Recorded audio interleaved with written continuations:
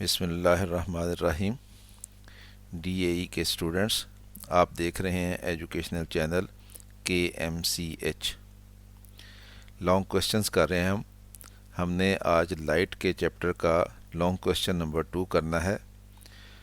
Light का chapter physics 222 में chapter number 5 है और फिज़िक्स 122 में ये चैप्टर नंबर 7 है।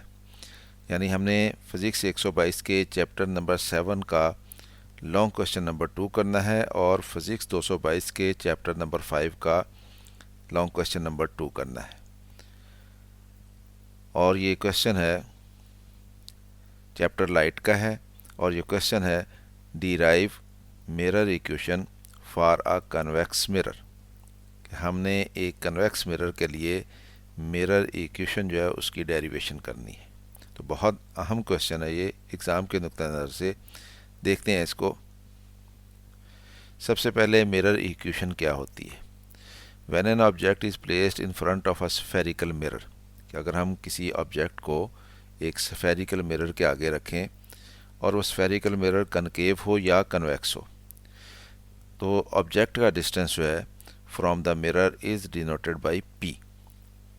यानी ऑब्जेक्ट स्फेरिकल मिरर के आगे पड़ा होगा तो उसका जो डिस्टेंस होता है मिरर से उसको P से ज़ाहिर किया जाता है।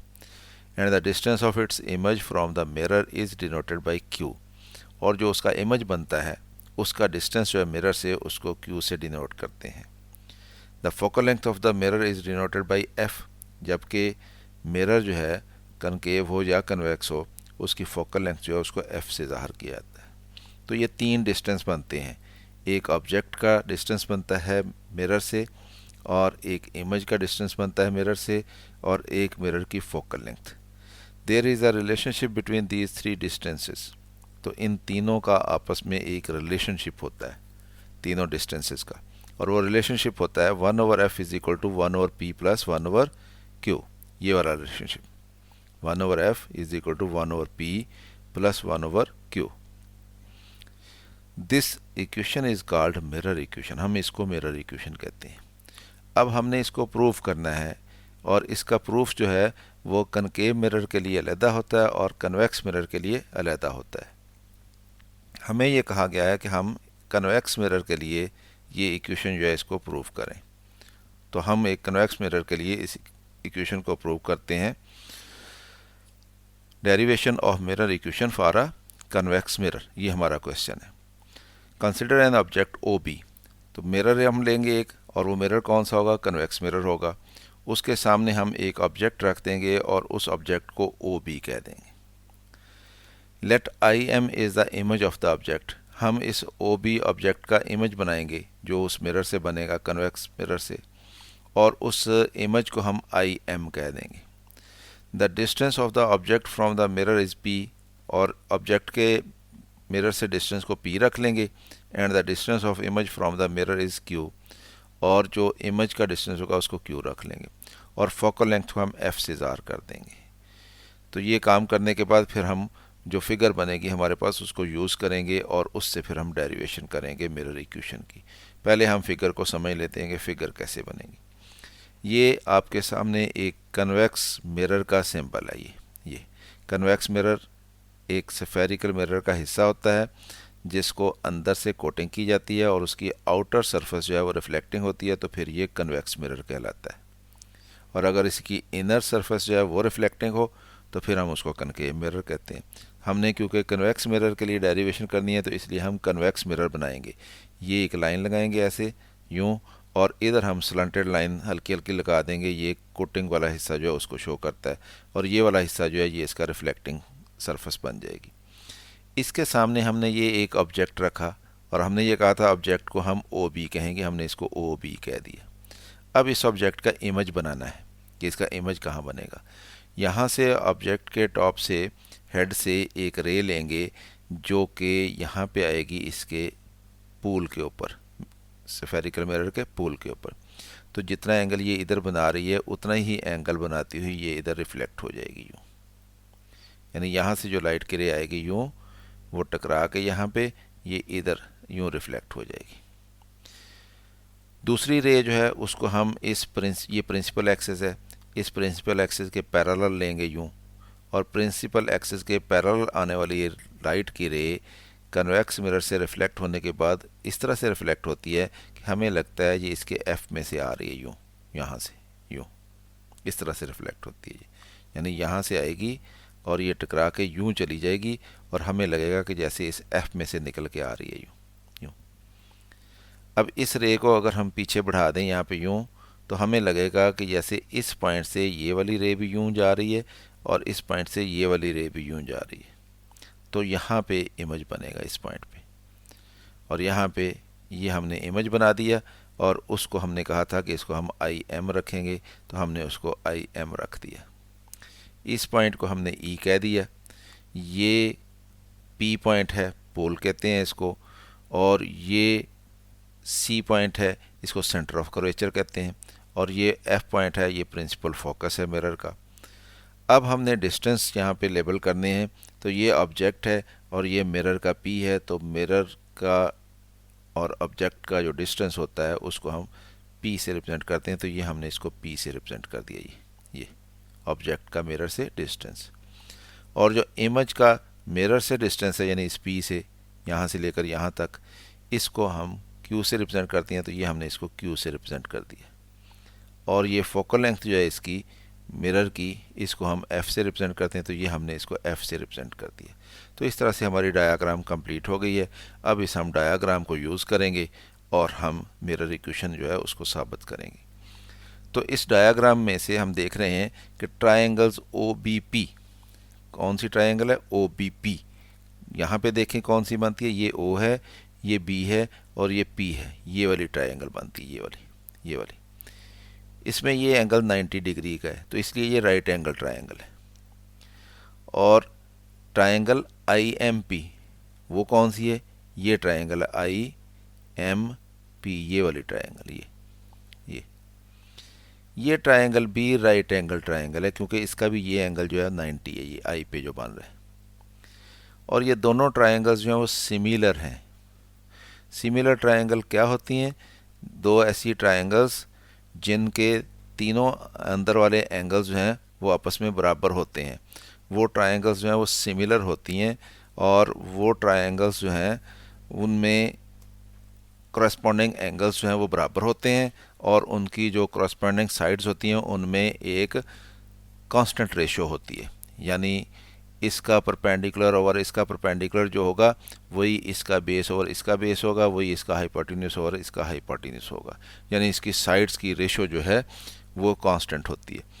तो दोनों ट्रायंगल्स जो हैं एक्चुअली वो साइज़ में डिफरेंट होती हैं। ये एक ट्रायंगल दूसरी ट्रायंगल से एक ख़ास साइज़ में बड़ी होती है, तो हम कहते हैं ये दोनों ट्रायंगल्स जो हैं वो सिमिलर हैं। तो सिमिलर ट्रायंगल्स को साबित करने के लिए अगर हम ये साबित कर दें कि एक ट्रायंगल के दो एंगल कोई से दूसरी ट्रायंगल के करस्पॉन्डिंग दो एंगल्स के साथ वो बराबर हैं, तो फिर ये साबित हो जाता है कि ये दोनों ट्रायंगल्स जो हैं वो सिमिलर हैं, क्योंकि फिर तीसरा एंगल डिफरेंट हो नहीं सकता, वो भी डेफिनेटली इक्वल ही होगा। इसमें ये आप देखें ये दोनों ट्रायंगल्स जो हैं, इसमें ये एंगल 90 डिग्री का, इसका ये एंगल 90 डिग्री का, ये बराबर हो गए। इसी तरह से ये एंगल और ये एंगल बराबर हैं, ये वाला एंगल ऑफ इंसिडेंस है, ये वाला एंगल ऑफ रिफ्लेक्शन है। अब ये लाइन सीधी है जो इस लाइन को क्रॉस कर रही है, इस प्रिंसिपल एक्सिस को, इसलिए ये वाला एंगल और ये वाला एंगल ये वर्टिकल एंगल बनते हैं, ये आपस में बराबर हैं। तो ये एंगल इसके बराबर हुआ और ये एंगल इसके बराबर हुआ, तो इसका मतलब ये है कि ये एंगल और ये एंगल आपस में बराबर है। तो इस ट्रायंगल के दो एंगल और इस ट्रायंगल के दो एंगल बराबर हो गए, तो ये ट्रायंगल्स जो हैं वो सिमिलर हो गई, ठीक है। तो इसलिए यहीं पे वही चीज़ हम यहाँ पे लिखेंगे, triangles O B P and I M P are similar because angle B P O and angle M P I are equal, कि ये इक्वल है। बी पी ओ कौन सा है, ये बी पी ओ, ये वाला एंगल, और एम पी आई कौन सा है, ये वाला, ये एम, ये पी और ये आई, ये वाला एंगल और ये वाला एंगल आपस में बराबर है। Further angle B O P, ये बी ओ पी, ये वाला एंगल बनता है, और एंगल एम आई पी, ये वाला एंगल, ये दोनों क्या हैं, ये राइट एंगल है, दोनों 90 के, are also equal as both are right angles. तो ये दोनों इक्वल हैं क्योंकि दोनों राइट एंगल हैं, यानी 90 के ज़ाविये दोनों। तो इसलिए क्या होगा कि जब ये हमने कह दिया, साबित कर दिया कि ये दोनों ट्रायंगल सिमिलर हैं, तो इसलिए इसका परपेंडिकुलर यानी ओ बी बटा इसका परपेंडिकुलर यानी आई एम ये बराबर होगा इसका बेस यानी ओ पी बटा इसका बेस यानी आई पी। ये बराबर होने हैं आपस में क्योंकि उनमें एक कांस्टेंट रेशियो होती है ये। तो हमारे पास इक्वेशन बन गई ओ बी यानी ये बटा आई एम यानी ये बराबर होगा ओ पी यानी इसका बेस बटा आई पी यानी इसका बेस। तो इसको हम इक्वेशन नंबर 1 कह लेते हैं। अब इसी फिगर पे गौर करें। आपने ये फिगर एक ही दफ़ा बनानी है, मैंने 2 दफ़ा इसलिए बनाई है कि यहाँ पे भी आप इस फिगर को अपने सामने देख सकें। तो आप एक ही दफ़ा फिगर बनाएंगे। Also the triangles E P F, ये ट्राइंगल है ई पी एफ, ये वाली ये ट्राइंगल बनती है ये triangle and I M F, और ये ट्राइंगल आई एम एफ, ये वाली ट्राइंगल ये ट्राइंगल आई एम एफ और ये ट्राइंगल ये ई पी एफ ये भी सिमिलर हैं। ये सिमिलर कैसे हैं? इसलिए कि ये एंगल जो है वो इस आई एम एफ का भी एंगल है और ये एंगल जो है वो ई एफ पी का भी एंगल है, यानी ये एंगल इस ट्राइंगल का और ये एंगल इस ट्राइंगल का, ये तो एक ही एंगल है, कॉमन है। और इसका ये एंगल 90 है और इसका ये एंगल 90 है। इसको मिरर जो है वो बहुत ही हल्का बेंड होता है, तो इसको हम समझ लेते हैं कि ये स्ट्रेट लाइन है ये, तो इसको ट्रायंगल कंसिडर कर लें, इसको ये ट्रायंगल है। तो इस इक्वेशन में भी इस दोनों जो ट्रायंगल्स हैं ये सिमिलर हैं, इनमें भी हम लिख लेते हैं, इक्वेशन बना लेते हैं कि इसका परपेंडिकुलर यानी ई पी ओवर इसका परपेंडिकुलर यानी आई एम बराबर होगा इसका बेस यानी एफ पी ओवर इसका बेस यानी आई एफ, ये आपस में बराबर होंगे। तो हमने यहाँ पे ये इक्वेशन बना ली। अब इस इक्वेशन को लेके आगे चलते हैं। इसमें ई पी जो है ये यहाँ से लेकर यहाँ तक डिस्टेंस है ये वाला, और ये किसके बराबर है? ये इसके बराबर है। ये डिस्टेंस यहाँ पे हो या यहाँ पे हो बराबर है। क्यों? इसलिए कि ये और ये आपस में पैरेलल है। तो दो पैरेलल लाइंस जो होती हैं उनका डिस्टेंस जो है वो हर जगह पे सेम रहता है, तो इसलिए ओ बी जितना होगा उतना ही ई पी होना है। तो इसलिए E P is equal to O B हो गया। तो हम इस इक्वेशन में ई पी की जगह पे ओ बी लगा लेते हैं। तो ये हमारे पास आ गया O B over I M is equal to F P over I F. अब फिगर से आप देखें कि ये हमारे पास जो आई एफ है वो यहाँ पे, ये देखें ये है आई एफ, और ये हमारे पास यहाँ पे डिस्टेंस नहीं दिया हुआ कि ये कितना है ये वाला।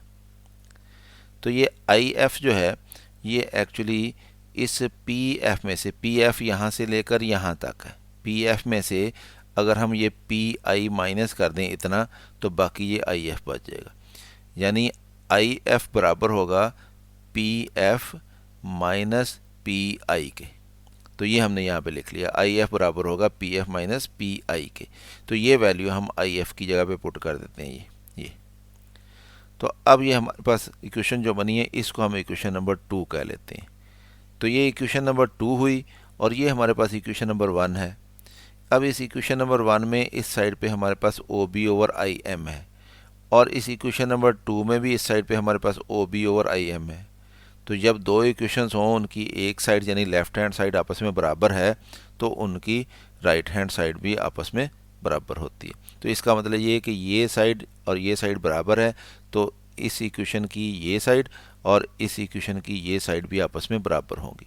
तो comparing equation number 1 and 2 we get, तो हम लिखेंगे O P over I P बराबर होगा F P over F P minus P I के। तो ये हम लिख लेते हैं। तो ये हमारे पास आ गया O P over I P is equal to F P over F P minus P I. मैंने इधर डायाग्राम फिर शो की है, लेकिन आप इस डायाग्राम को बार बार नहीं बनाएंगे, आप एक ही दफ़ा डायाग्राम बनाएंगे। तो मैंने इसलिए शो किया कि ये आपके सामने रहे और आप यहाँ से देख के इसको समझ सकें। अब इस इक्वेशन में हमने वैल्यूज़ पुट करनी है। By putting values we get. अब इसमें ओ पी क्या है? ये है ये ओ पी। तो ये क्या है? डिस्टेंस है ऑब्जेक्ट का मिरर से। तो किसके बराबर होता है? पी के बराबर होता है। तो हमने इसको पी पुट कर लिया। और आई IP क्या है, ये है distance of image from mirror, और ये क्या है, ये Q है।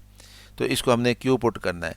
लेकिन हमें ये मालूम है कि कन्वेक्स मिरर जो होता है उसमें इमेज जो है वो इमेजिनरी बनता है, गैर हकीकी होता है इमेज, और इमेजिनरी इमेज जो है उसका डिस्टेंस जो है उसको नेगेटिव लिया जाता है।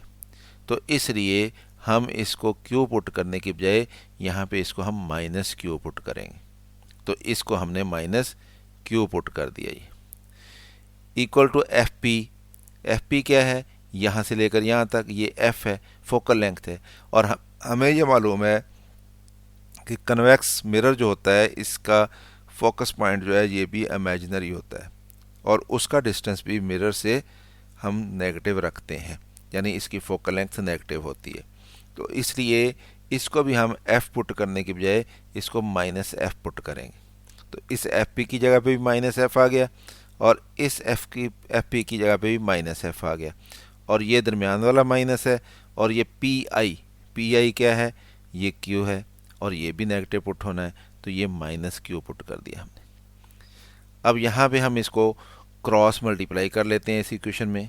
ये P जो है ये इस माइनस F से मल्टीप्लाई होकर माइनस PF बन जाएगा, और ये माइनस और माइनस प्लस हो जाएगा, तो ये P इस Q से मल्टीप्लाई होकर प्लस PQ बन जाएगा, और दूसरी तरफ ये माइनस Q और माइनस F मल्टीप्लाई होकर माइनस माइनस प्लस हो जाएगा, और ये FQ बन जाएगा। तो ये क्रॉस मल्टीप्लिकेशन के बाद हमारे पास ये इक्वेशन बन गई। अब इस इक्वेशन को हम PQF से डिवाइड कर देते हैं, PQF से डिवाइड कर देते हैं इस इक्वेशन को। तो इसको PF को PQF से डिवाइड करेंगे तो PF PF से कट जाएगा, तो हमारे पास नीचे Q बच जाएगा। इस PQ को जब PQF से डिवाइड करेंगे तो PQ कट जाएगा और हमारे पास नीचे F रह जाएगा, और इस FQ को जब PQF से डिवाइड करेंगे तो इसमें F और Q कट जाएगा और नीचे हमारे पास P रह जाएगा। अब इस -1/Q को हम दूसरी तरफ ले जाते हैं तो जाके पॉजिटिव हो जाएगा, तो ये हमारे पास रह जाएगा 1/F is equal to 1/P plus 1/Q। तो ये इसको इक्वेशन नंबर 3 कह लेते हैं, और यही इक्वेशन हमने साबित करनी थी। Equation number 3 is the mirror equation for a convex mirror. तो इस तरह से हमने कन्वेक्स मिरर के लिए ये इक्वेशन साबित कर दी। जब हम इस इक्वेशन को न्यूमेरिकल सॉल्व करने के लिए यूज़ किया करेंगे तो F की जगह पे जो फोकल लेंथ की वैल्यू होगी वैल्यू कन्वेक्स मिरर के लिए, उसको हम यहाँ पे नेगेटिव पुट किया करेंगे, और इसी तरह से Q जो है यानी इमेज का जो डिस्टेंस होगा उसको भी हम यहाँ पे नेगेटिव पुट किया करेंगे। तो ये हमें याद रखना है कि कन्वेक्स मिरर में जो मिरर इक्वेशन बनती है 1/F is equal to 1/P plus 1/Q, इसको जब हम कन्वेक्स मिरर के न्यूमेरिकल सॉल्व करने के लिए इस्तेमाल करते हैं तो F की वैल्यू को नेगेटिव रखा जाता है और Q की वैल्यू को भी नेगेटिव रखा जाता है। तो इस तरह से हमने ये लॉन्ग क्वेश्चन जो है इसको कंप्लीट कर लिया। उम्मीद है आपको समझ आई होगी। बहुत अहम है एग्ज़ाम के नुक्ते नज़र से। ख़ुद भी देखें, दोस्तों को भी दावत दें। अगर वीडियो पसंद आए तो इसको लाइक भी करें और कमेंट्स करना ना भूलें। चैनल को अगर अभी आपने सब्सक्राइब नहीं किया तो इसको सब्सक्राइब कर लें, ताकि आपको इस तरह के मज़ीद वीडियोस जो हैं अप्लाइड मैकेनिक्स या अप्लाइड फ़िज़िक्स 122, अप्लाइड फ़िज़िक्स 222 और अप्लाइड फ़िज़िक्स 132, इनके आपको वीडियोस जो हैं वो लॉन्ग क्वेश्चंस के, शॉर्ट क्वेश्चंस के और MCQs के आपको मिलते रहें। मेरी तरफ से अल्लाह हाफिज़। शाद रहें, आबाद रहें।